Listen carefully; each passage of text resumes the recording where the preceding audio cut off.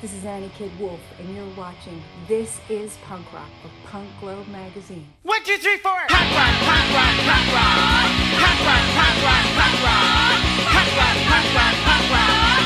Punk rock, punk rock, punk rock. It ain't brain surgery.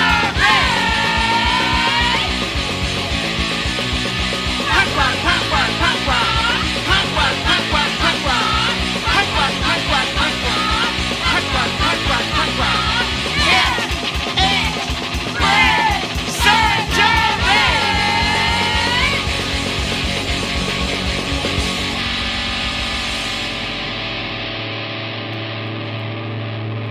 1, 2, 3, 4.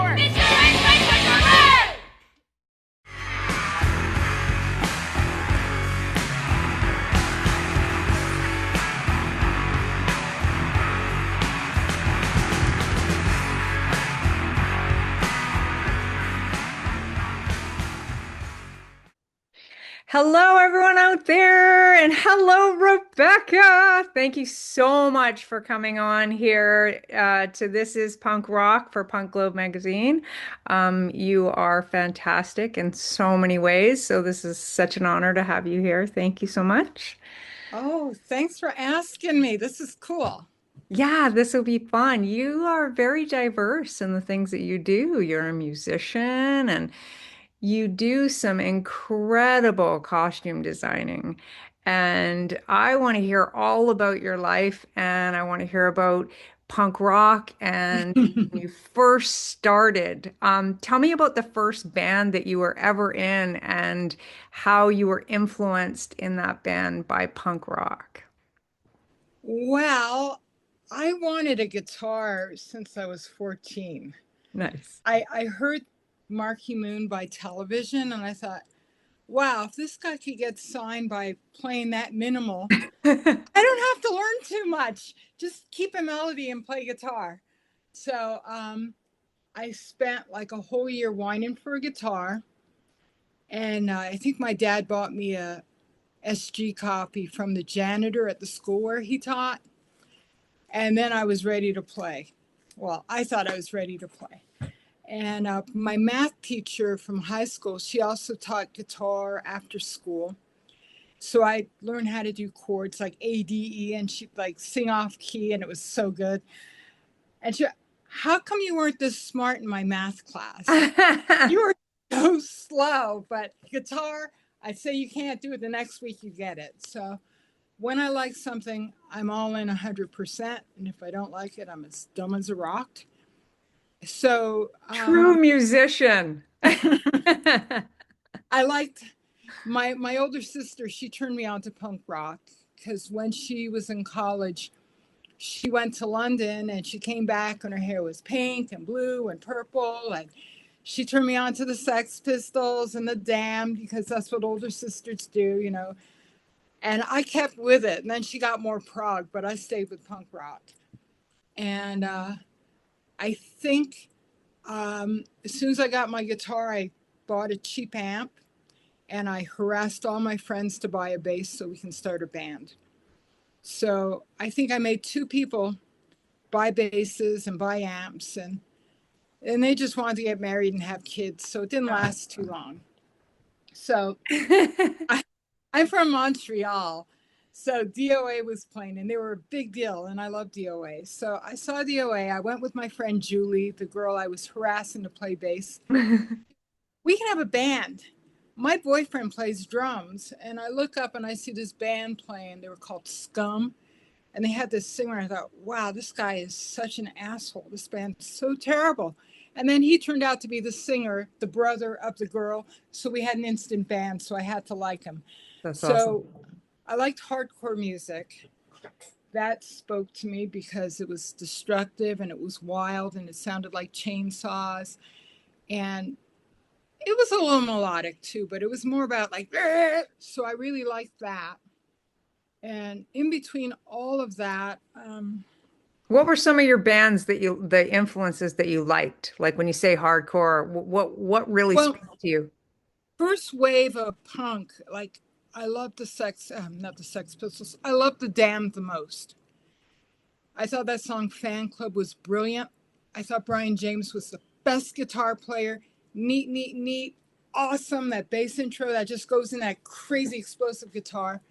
I love the Voidoids. I like Bob Quine. I love Blank Generation. I love how spazzy he is and Yeah. how erratic and jazzy. And I'm not really a jazz person, but his jazz spoke to me. And I like television. That's obvious because, you know, that was my stepping stone to guitar, doing that solo for Marquee Moon. And That's I awesome. liked Susie and the Banshees, the guitar player on the Scream. That was so good. Like Overground, it's so minimal and just perfect. And of course, you know, the X-Ray Specs, Penetration. I love Nina Hagen because she's such a freak. And I didn't really like too much new wave, but I liked the crazier, uglier stuff. I didn't like the prepackaged pretty girl band stuff. I just like Mhm. wild, freak, unleashed stuff. So that was cool. And then the Culture Club came, and punk rock stopped being fun. I hated new romantic stuff. So when hardcore came, and I heard Black Flag, Fear, Circle Jerks, Germs, it was like, ah, oh, these are my people. I love this. The faster the played, the more I liked it. I played in a band with guys. It was called No Policy. And that's the band that sprung from Julie, the girl with the boyfriend with the, and we played a lot of shows and we played with a lot of hardcore bands. We played with like DOA, and I used to like SSD Control. I liked all the Boston hardcore.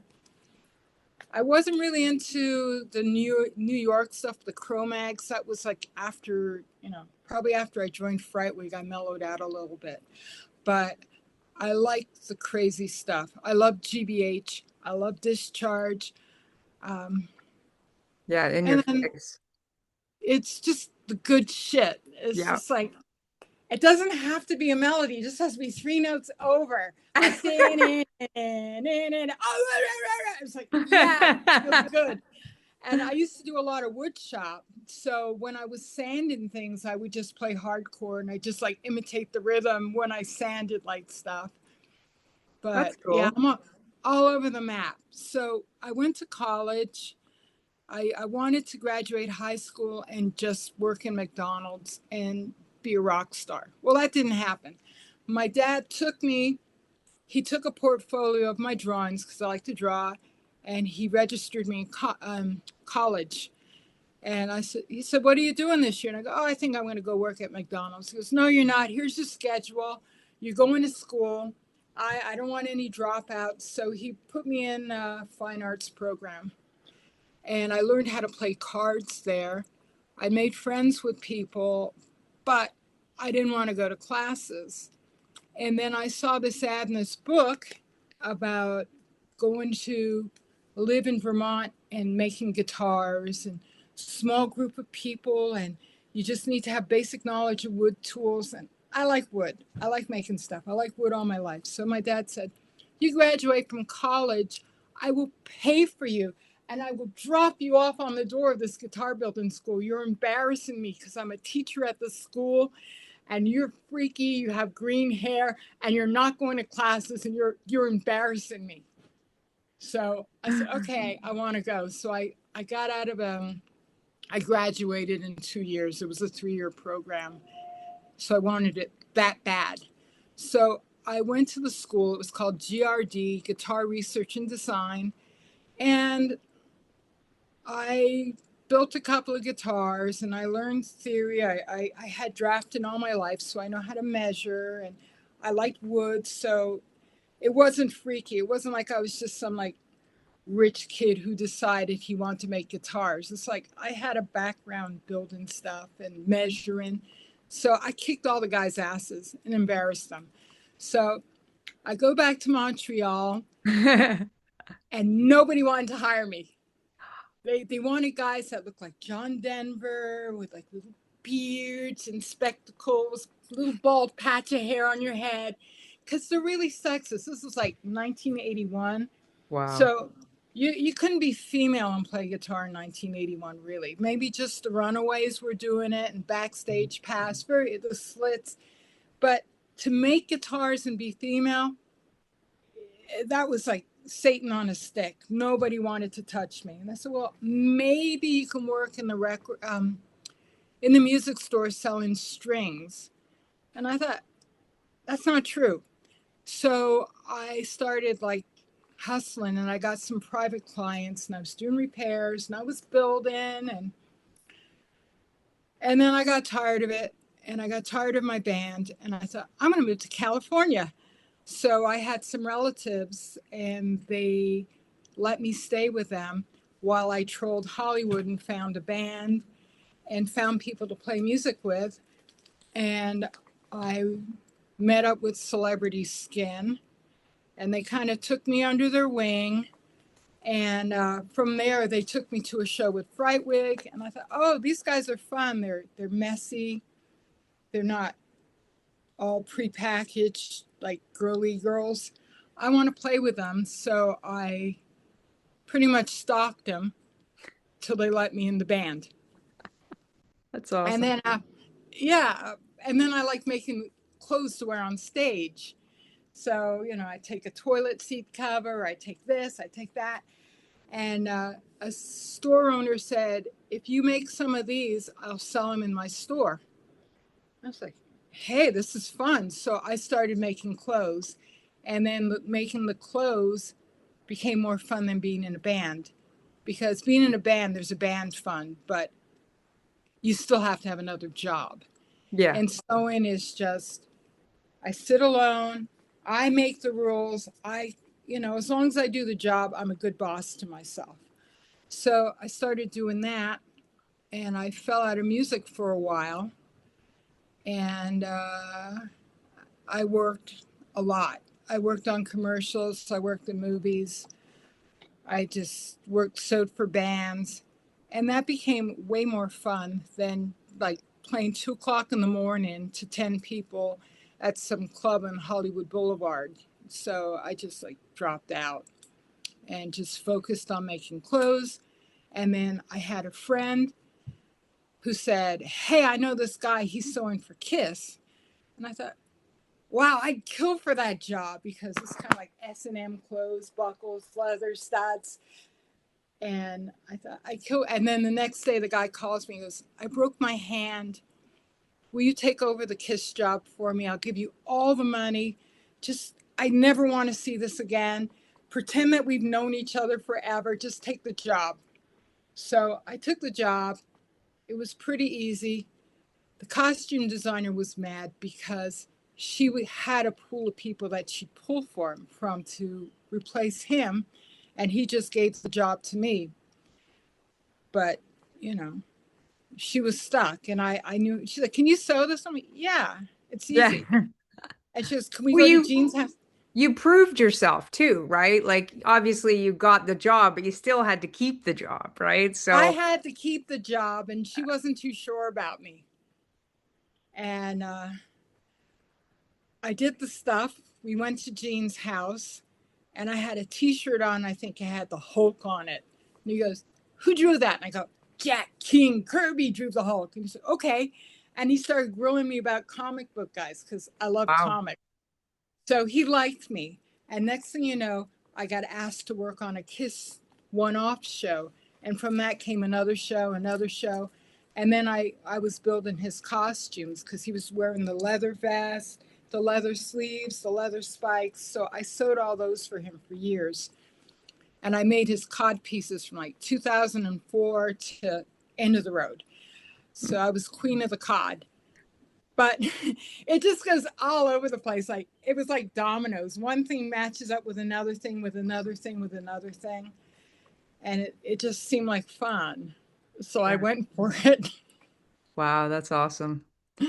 Yeah, Yeah. you're a great artist too. I've checked out some of your drawings and I'm like, wow, she's really good. Like you're a great designer for stuff. And you're a great guitar player. You get that, that grit. And I think that that's super important for me as a guitar player too. Like getting that kind of, head banging, like, all right, I'm gonna play these chords and they're going to be harsh and it's going to go through my Marshall and it's my Gibson and the combination, right? I just want Yes. that wall of sound, and Yeah. so I'm I not about, relate to you. yeah, it's not about solos. It's about the bones, the bare bones. The bones have to be good. Yeah, it has to be And about kicking the door down, right? yeah, bass, drums, rhythm guitar, and then the lead guitar player can just wank off all they want. They can go And away. we just keep it all together. I just want to be the glue. I don't Yeah, have to be the star. be the glue, be the glue. So yeah, so when you first heard punk rock, one of the things about this series is that it's about knowing your relationship to punk rock and knowing Oh, what it is today, right? So when you first heard it, like how did that make you feel? Like what was the energy that came out of you when you were saying like, oh, those are my people? So when you first heard punk rock, like whether it was your sister or somebody who turned you on to some of this stuff, like what was that feeling that you got? Like, did you feel part it, of? it Did you feel like, felt like I wanted to explode. I was so happy. It was just like a bomb went off in me. And I thought, this isn't classical music. This isn't classic rock. This is like, I can relate. And the cool thing was, whenever I went out and you saw someone kind of weird looking, you knew they had great taste in music. So you just walk up to them and you go, oh, are you going to see this band? They're coming to town. And they go, yeah. Oh, there's some underground band playing. Let's meet tonight. It was so much easier to make friends and meet people through music because, there weren't too many freaks around. You saw someone with blue hair, you knew they were up to something good. And it was just like everything you wanted to hear because when I was in high school, it was all about like Led Zeppelin, AC/DC. You know, I I didn't like that. I didn't want to have to prove myself as a being able to worthy of owning a guitar because I knew how to play Stairway to Heaven. I did not give a shit about that. I Mhm. just rather play a Ramon song like I don't care. It was bare bones and it was primal. I think that's what I liked about it. Yeah. It it just spoke to me. There's so many rules and this just didn't have any and it just seems so appealing. Yeah, that's fantastic. So when you first got into punk rock, what do you think, besides all of that, that kind of like, I know that it was a lot more do it yourself back then, where we postered and we had to get our gig from a buddy and, we had to lift our gear and all that kind of Yeah. shit, that happened. And so it's very do it yourself, I think was real I grassroots. like that because I was creative Yeah. and I like to, like with my band, I like to make the flyers. I'd like to hit up the promoters and say, "Yeah, I'll draw a poster for your show if I get free tickets." I was able to like get places where I couldn't get normally. And I like that people were open to me. People were still sexist. And you can see I'm not like a blonde. I'm kind of like an outsider. So punk was the home for outsiders too. Like you don't remember that now because everybody, like cashier at Walmart has like purple hair or something and it means nothing to her. She just has Yeah. purple hair. Yeah. But back when I was going out, it was a big deal to be different. And I thought it was really important that I had a place to express my individuality without being critiqued or ridiculed. So that's what I was just accepted. It's like, oh, you play guitar? We need a guitar player. Oh, you draw? We need an artist. It was good that people were open that way. Like, people were always open. Oh, you want to sew me something to wear on stage? Even though I couldn't sew for shit. I had so many opportunities to like get my feet wet in different things. And I like that. Mhm. I don't know if I answered your question or not. Oh no, However, that was brilliant. No, that was exactly what I was kind of going for. Just and showing me a little piece of your world, which is really what this is about. And like it's about the meaning of punk rock. Like a lot of people have explained the meaning of punk rock to them as do it yourself or activism, or some people, everyone seems to have a different kind of meaning, which I love asking people and going like, what does that word, when you hear that word to you, what does it mean? What would you say? do it yourself. It's just like break the rules and get shit done. It's not about asking permission. It's just taking what you need and moving forward. I'm not really political. I'm more artistic. So it was all for me. Punk was about expressing myself through crazy clothes, crazy hair, silly rhymes, and loud songs. It wasn't about, let's protest. Like the rest of the guys in my other bands, they'd go out to peace rallies and I'd be at home drawing. So they didn't look down on me, but for me, just being creative, that was punk rock, and getting an audience from that was even better. See, that's awesome. That's awesome. And I think that all of that is valid, whether you're an activist or you're not, or you're an artist. It's like all of those things to me is what punk rock it just, it just all puts together. It's that big ball of like, be who you want to be and just express yourself. So to me, interviewing all these different people and everyone having a slightly different meaning, but it all coming back to that, that expression of your own expression and not having to fit into a box, right? And so tell me a bit about your, Frightwig, because you guys just went on a tour like recently, right? So how did that happen after all these It, years? yeah, well, um, I was in Canada for a while. I was in Canada for 6 years. So while I was gone, they found another drummer after Cecilia passed, Mhm. and they started playing shows as a three piece. Sometimes they invite me, sometimes they don't. They sound fantastic as a three piece, but it's nice when they ask me. So, You yeah, they're playing definitely fill it out though, the sound. rhythm guitar, man. um, yeah, but they're into playing. I guess they're playing this weekend. And I couldn't join them because I had some doctor's appointments because aging sucks. Yeah, life So, happens, right? yeah, and I got to take care of myself because Good for you. people need me to do things. Yeah, definitely. The world needs you. Yeah, people need costumes. I need their money. Yeah, exactly. So it's funny because I was thinking about you with doing the Gene Simmons thing, is that I used to play guitar for Thor.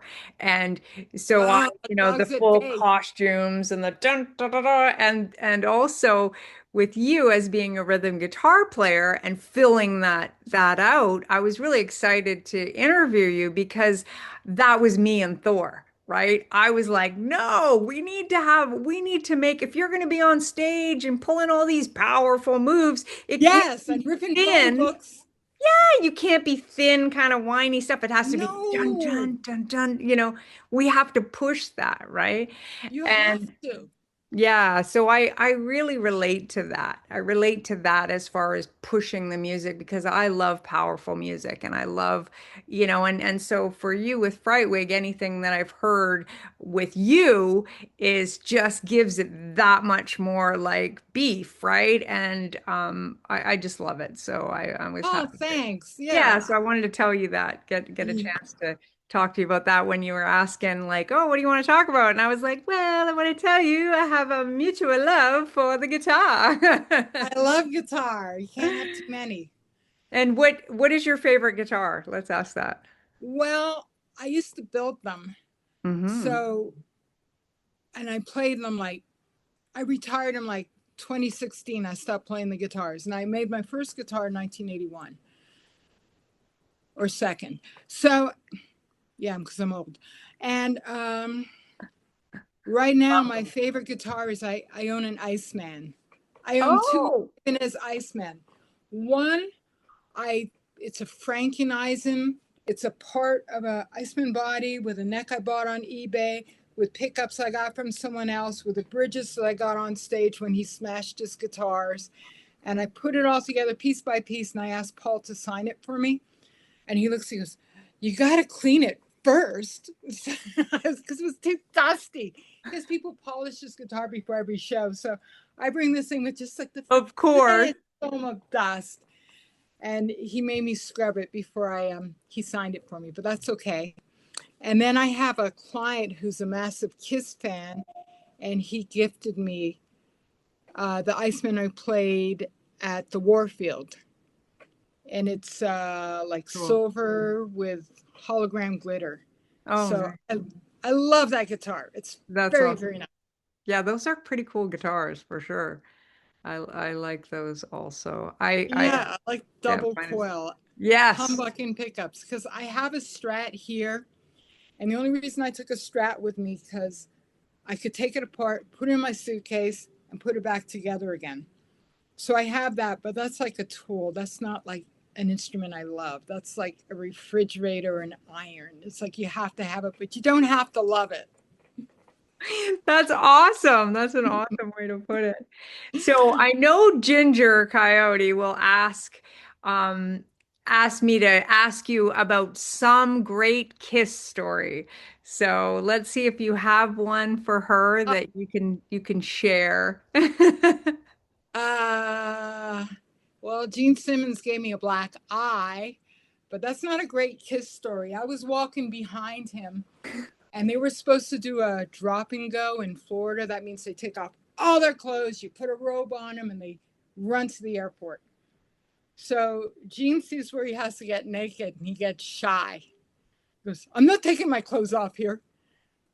And I didn't want to see his body either, so I was fine with it. And all the confetti wrapped all around his legs, and he looked like a maypole. And he's like trying to get off the stage so he can have some privacy to get dressed. Understandable.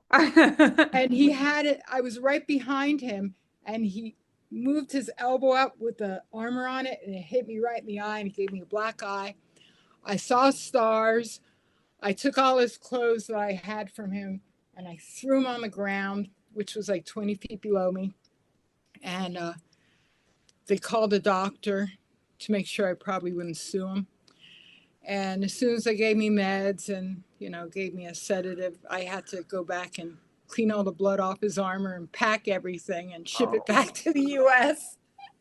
That's not Wow. very glamorous, but Pretty punk rock though. it was pretty funny. And then on You're my such birthday, a punk rocker that you take the punk rock story. You're like, and then clear the blood off, and then and that's awesome. oh, I Oh my was God, that's awesome. I got to fly on Paul's Love Gun rig. Oh, So that was on my birthday. That was my birthday gift. I got to fly, and I said, "I'm coming out to see you." And that thing goes so slow. It's like 2 miles an hour. You're like, did it, did it, did it. And then the band gave me a cake, and the cake said "Punk's Not Dead" on it. And then they sang "Happy Birthday" to me. And they said, "How old are you?" And I go, "I'm not telling you. A lady never tells her secrets." And they go, "Oh, we know. We saw your passport." Ta-da!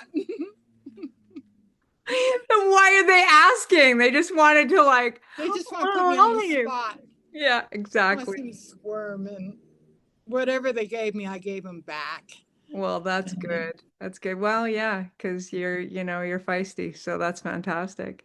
So tell me what you got going now and what you're working on. Are you working on I saw that you were working on some pretty amazing costumes. You had some skull things happening. You had a whole bunch of different stuff that you were working on that's Oh, just that was for the band Ghost. yes. Yeah, how was that? How did They just added another costume to the fire. So I spent a year making costumes for them. They called me like last April, and I met with the designer B. Ackerland. She's pretty cool. And she goes, what do you want to do? And there was like a whole wall full of outfits. And I go, I feel comfortable doing the wings, doing the spandex, and doing this, and I can paint, and I can. So that was my job. It was 78 pieces, and it took a year to build everything. Wow. Because it was like, okay, we're going to stop, we're going to change, we're going to have another concept. Let's try this, let's try that. Okay, hurry up, finish everything. We're going on tour. So I Wow. did Ghost. I did a few pieces for the guitar player of Lizzie Borden, and hopefully I'll get to wrangle the whole band and just do the rest of their stuff for their show. What else? I do stuff for Buzz and the Melvins. I did all his eyeball moo-moos, and he wants me to make him a guitar strap, so I'm probably going to make him a guitar strap, a crazy one. Some stuff I'm not allowed talking about. Of course. No, that's okay. But I just finished Ghost, and I got some like fun stuff up my sleeve. That's So awesome. that's cool. Good, good. Is there anywhere that people, is there a website we can put down on here that people can get a hold of you and hire you, these big bands that Well, need you? I'm working on my website, but I do have a Facebook page and I do have stuff on Instagram, but I have to be more aggressive because I'm so busy doing the stuff. I don't have time to promote it. Like I Yeah, look online and I see people showing all their secrets, how they sew this and how they, I said, I can't do that. yeah. I got to make stuff. I can't be like setting up lights and this is how I sew this. Am I an idiot? It's like No, trade secrets. No, you no, don't need no. to do that. You just need to say, you're a band, give me your money, here's where you call. I know I'm going to do a website, but you got to go on my Viva Rebecca Facebook Okay, page. And I also have Viva Rebecca on Instagram, but you're going to have to look at pictures of my cat in between everything. gotta love the cat. But I will make stuff. And that's probably the easiest way. That's Or you can awesome. be friends with me on Facebook and just ask me. There you And go. See, well, I know some people who need some incredible outfits. I know the Thurman Man and other people, and they are fully done up. And one day I will be able to ask you again, like, "Hey, lady, I need to get a costume made." Who I, knows? I But like the crazy stuff. You don't always have to be famous. You yeah, just have to like have something that excites me. yeah, for sure. I would not want to just make a tailored suit for whoever's popular, but I'd make some crazy stage wear for someone if they have the budget Yeah, and if they have the imagination. I'm there. that's awesome. Yeah. Oh, I'll tell you one thing I used to do that was weird. I'll tell you some trashy rock stories. Sure. Um, Ginger will when like that. yeah, this is for Ginger. When I was working for Kiss, Gene told me never to say I work for Kiss to Sharon Osbourne because I was working on the Osbournes TV show also, the one that got canceled after one episode. So we were, I got called in to do a Sharon Osbourne emergency alteration. And the costume designer says, "Oh, you're going to love Rebecca. She does all the rock stars. She sews for Kiss." And then Sharon Osbourne looks at me and she just, "Come here. You're going to sit right here beside me. We're going to talk." And, I don't know if I can say the rest of this. So some words were said between you and from her to your ear? Yes, some Okay, words were said. some words. And I like having my job, so I'm not going to say anything what she said. No But problem. I was the only person that could do what she needed done, so she had to keep me. Like, I was on the list for sewing tailored lingerie for ladies of a certain age. Wow. So if they had bingo waggers, I would do like sleeves for them. And if they had like needed girdles, I'd make custom girdles. I do foundation wear. That's So so I'm cool. at home sewing and my phone rings and I look and it says Raquel Welch. And I was like, this is a joke. And I pick up the phone, just, "Hello, is this Rebecca?" I go, yeah. It's just, hi, this is Raquel Welch. I need some pieces. I got your number from Rob. And it's like, okay. And I knew Rob because I worked for him. So basically, she wanted me to work on her foundation wear. Wow. And before she came to my work studio, she had someone come and do surveillance and check out my place and make sure I had enough machines and make sure I was cool. And then Raquel would come up to my place and she had the big glasses, the big expensive handbag, the beautifully tailored leather jacket, and the high nude heels. Wow. So she came over and Okay. I worked with her for like over 10 years. Like she did those Wow. wig suit fashion shoots for Hair You Wear. And I would be the on-set tailor, or whenever she had an event, I would like alter all her stuff. And then from there, I get another call, and it's Diane Carroll. And she wanted stuff made. She wanted foundation wear. Wow. So she did a half-hour interview with me before she showed me. I see cat ears. Is that are those cat ears? Oh no, it's a A dog. dog. Oh, puppy. He got spooked by something and was like, ah! So I was like, oh, I'll pick you up. He wanted to get, I think he wanted to see you. He was like, oh, pretty ladies, I'm in. Hey, doggy. Exactly. So yeah, so you worked for her for a while too? Yeah, and her house was awesome. It was all full of mirrors and glass and zebra prints. And after we talked a little bit more, she trusted me. She says, come here, I want to show you something special. So I follow her into her bedroom and she opens a bag and she pulls out a box. And the box has an electric hot comb in it. She goes, you know what these are? And I go, yeah. Wow. Yeah, they hurt when they touch your forehead. I know about Yeah, those. I like flat exactly. irons better. That's But hilarious. she was Old pretty school. cool too. Yeah. Well, that's awesome. That's I just awesome. don't want any more clients to die on me. That's all I'm No, exactly. Aw. but Well, yeah, so you got a bunch of stuff coming on the horizon that you're doing, some costumes and some cool stuff that's a little bit behind the scene. You might be yeah. doing a little sit-in work with the old Fright Wig bunch and here and there. And Yeah. we're going to start our rhythm guitar band, just two rhythm guitar players. Yeah. Maybe It's a called bass player Wall would of be Sound. cool. And two drummers. Yeah, Kind of there like we the go. Melvins. There, yeah, Yeah. perfect. Perfect, I'm in. So yeah, well, I want to thank you so much for being on here and it's really awesome to connect and be able to have you here because we love you and we love your stuff and you're talented and wonderful and everything like that and I'm very gonna get a fat head.